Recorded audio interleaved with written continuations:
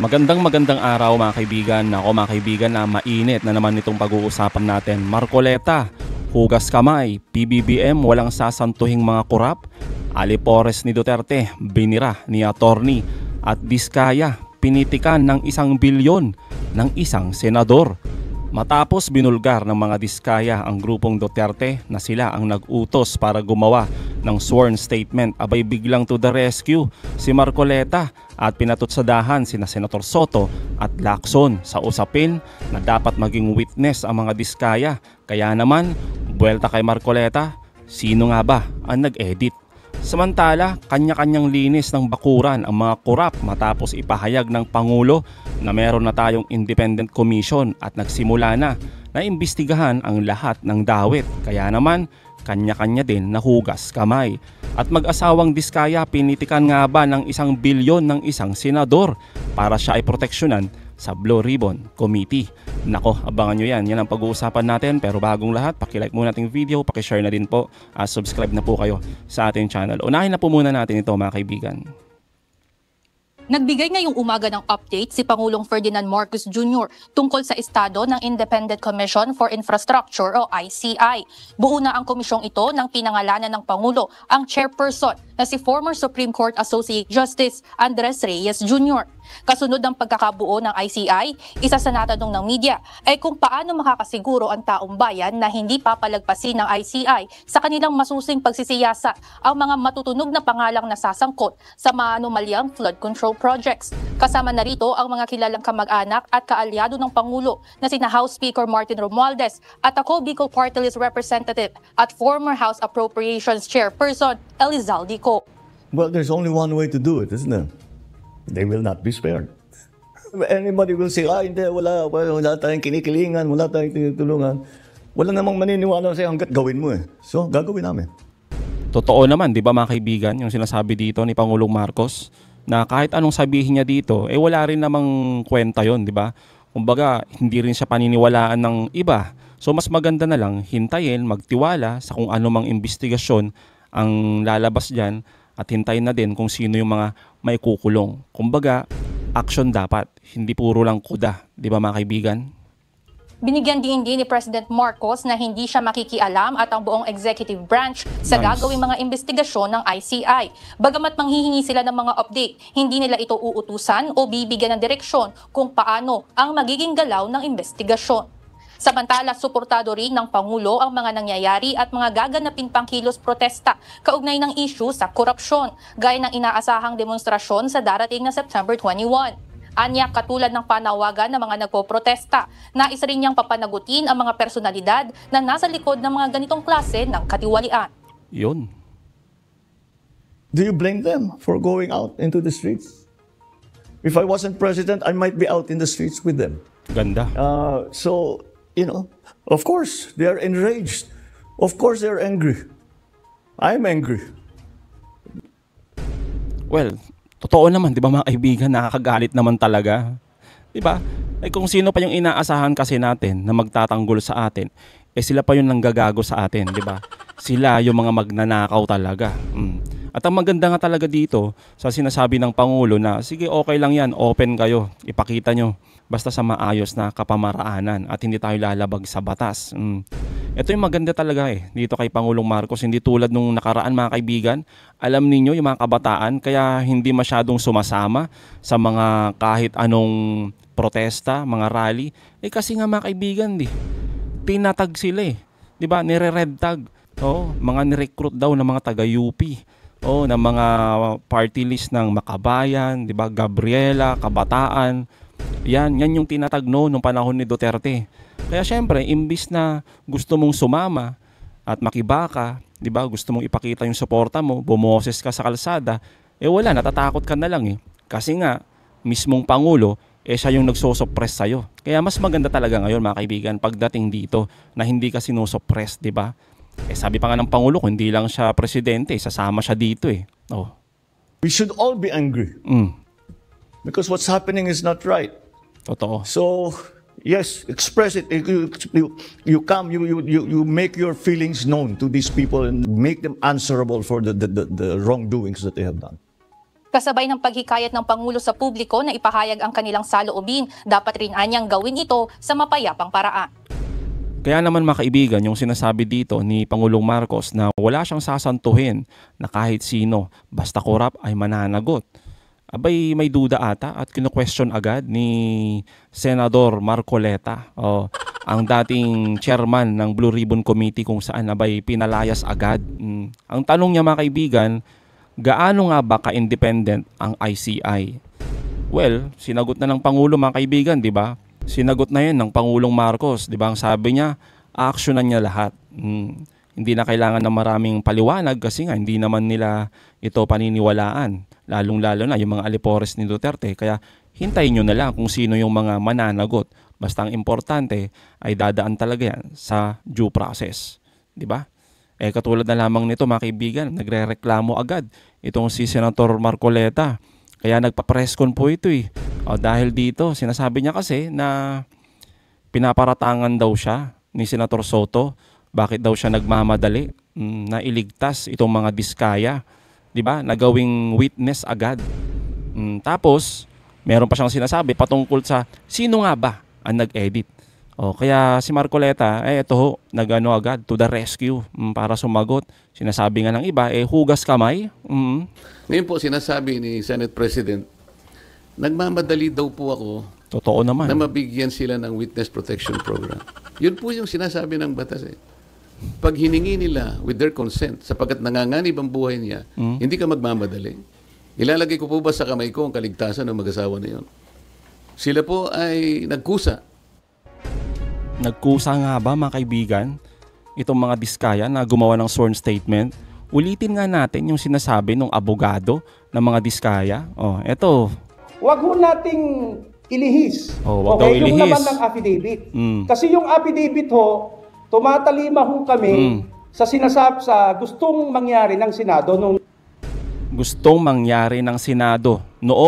nagkaroon sila ng letter of invitation. Yun po yung tinatakil dun sa affidavit. Ang linaw mga kaibigan 'Di ba? Inimbitahan nyo sila. Tapos nag-request kayo na gumawa ng sworn statement. At ang masama pa doon, sinasabi nyo daw na dapat yung gagawin lang nila nakapaloob lang sa 2022 hanggang 2025. Tapos sinasabi mo ngayon Marcoleta na nagkusang loob. Ay nako naman talaga Gumawa ng salaysay. Wala po kaming karapatan husgahan ang sworn statement ng isang taong gustong magpahayag ng kanilang saloobin. May kinalaman sa pag-iimbestiga nito. Pero sir, yung decision nyo na gawin siyang state witness. Hiningi po niya yun.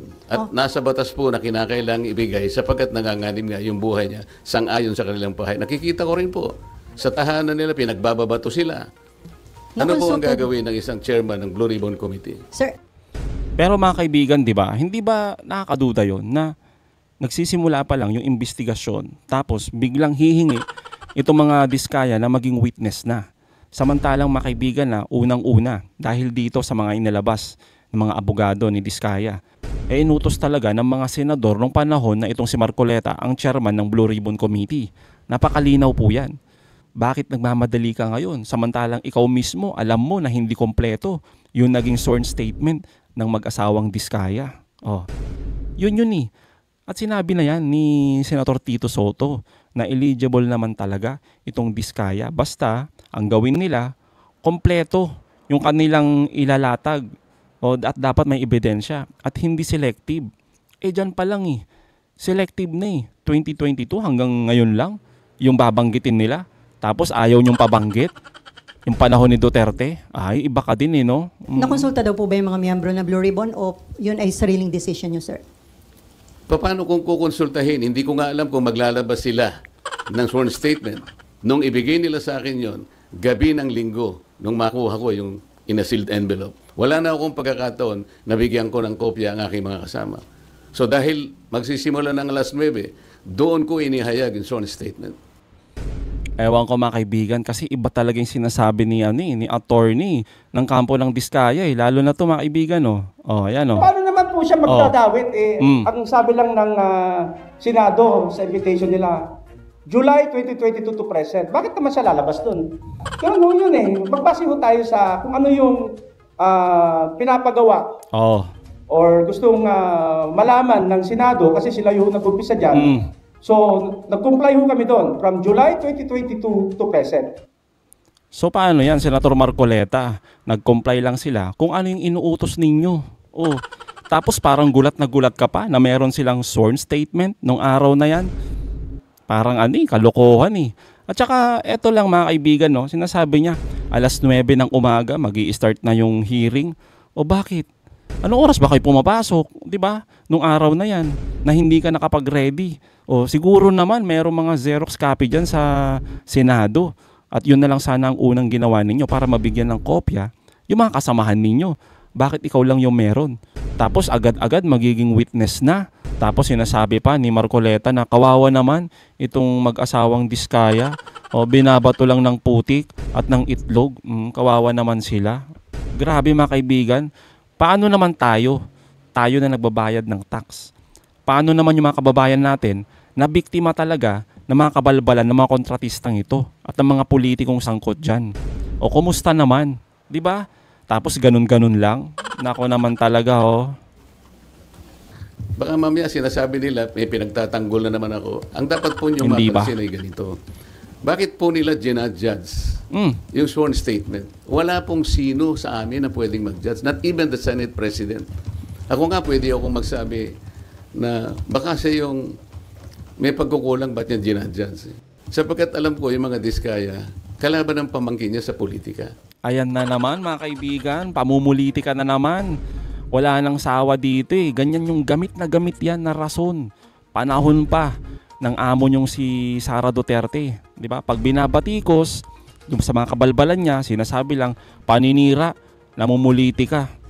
Eto lang Senator Marcoleta, mahiya naman po kayo na sabihin yan. Kay Mayor Vico, mamumuliti ka. Kitang-kita naman landslide po yung boto. Wala nga sa yan, bilang yung mga ng Diskaya tapos sasabihin mo pamumuliti ka. Grabe naman. Meron akong babanggitin sa inyo na mga ibang pangungusap na ginawa niya na kailangan po nating linawin din. Kaya ito ang dahilan kung bakit ko kayo pinatawag sa isang press con. Okay. Ito po mula sa ANC Head Start. Interview ni Ms. Karen Davila about the Blue Ribbon Chairman being a lawyer. Sabi po ni Senate President Soto, there is no such thing as a rule, dapat abogado yon. Abogado ka nga, di ka naman magaling mag-imbestiga, di ba? Chuckles, nakalagay po. So useless. Unang-una po ako, wala akong in-insinuate na dapat ang chairman ay abogado. Ito lang ang in-insinuate noong isang babaeng hanggang ngayon hindi makamove on kung bakit ako nanalong senador. Alam na po ninyo yun. See, mga kaibigan, anong pinagkaiba mo ngayon sa sinasabi mo kay Senator Soto samantalang ikaw ganyan din naman ginagawa mo? Ngayon pa lang galing sa bunganga mo. 'Di ba nung siya yung chairman ng Blue Ribbon Committee, anong sabi niya kay Senator Kiko? Magpasikat ka muna. Baka gusto mong palitan ako, 'di ba? Magpakitang gilas ka muna. Anong sabi niya kay Senator Lacson? Paepal, 'di ba? Pasikat. Tapos ngayon, may gana kang sabihin niyan kay Tito Soto. Pag sila gumawa, hindi pwede. Pag ikaw, pwedeng-pwede. Iba ka din. Pinipilit po ba nila sinabi ko ito? Hindi ko po sinabi ito.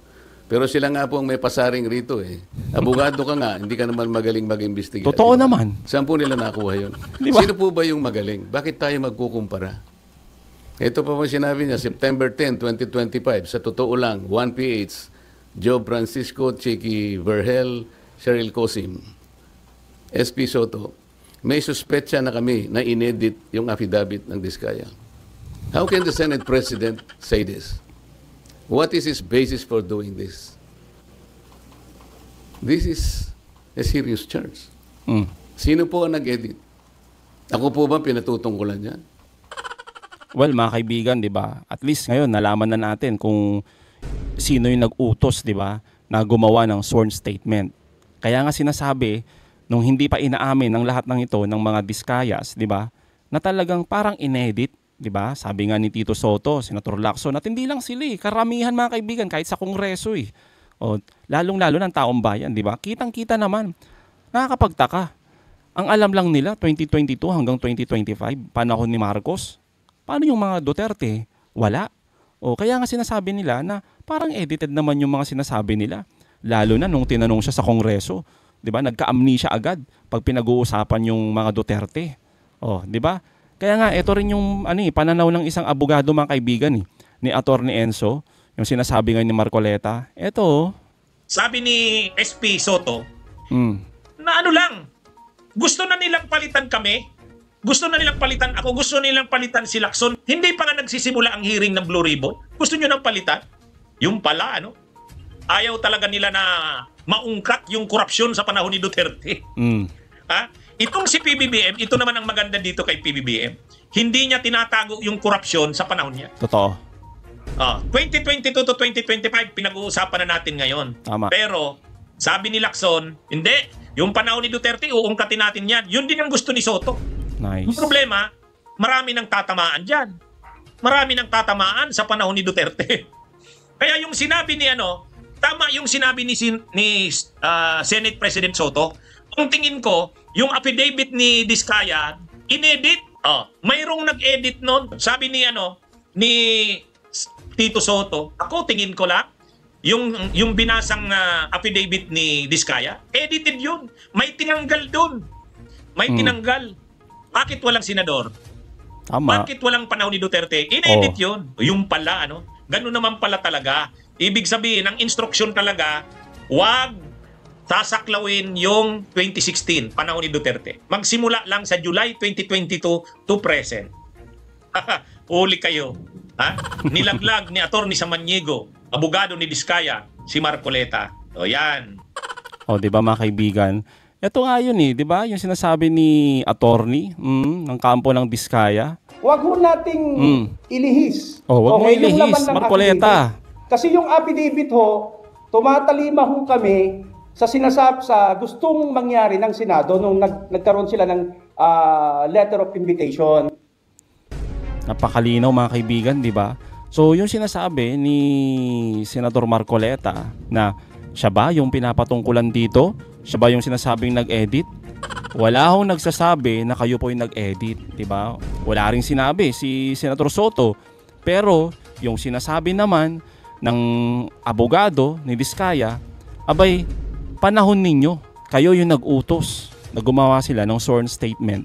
At kayo din nag-utos na 2022 lang hanggang 2025 ang ilalagay lang nila.